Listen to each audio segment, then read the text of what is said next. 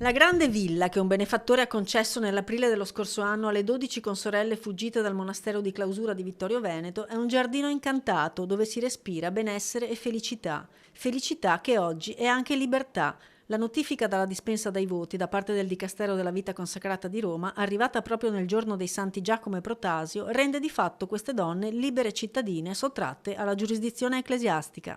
Noi siamo libere e quindi come libere possiamo sposarci, possiamo fare una vita.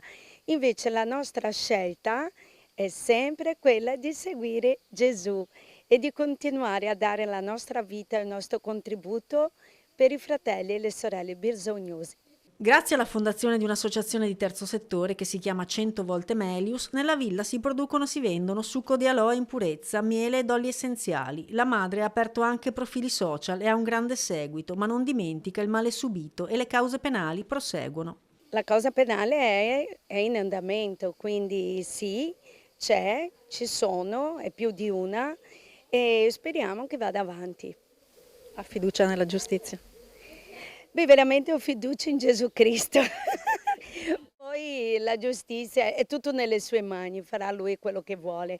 L'importante oggi per noi è che possiamo seguire la nostra vita in pace e in serenità.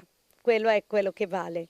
La comunità si è stretta attorno alle donne, rimaste sempre unite, questa è la loro vera prima forza, insieme al carisma di Madre Alin che ha radunato benefattori e società civile intorno ad un progetto che vuole solo il bene, come il giardino terapeutico di prossima apertura. Con molta gioia posso dire che i nostri progetti stanno andando avanti e questo grazie a Dio e grazie a tanti aiuti che abbiamo ricevuto durante tutto quest'anno e sì, alle mie spalle stiamo costruendo questo giardino terapeutico che sarà dedicato a persone con depressione e ansietà. Ecco, e vogliamo aprire in modo gratuito per tutte le persone che hanno bisogno.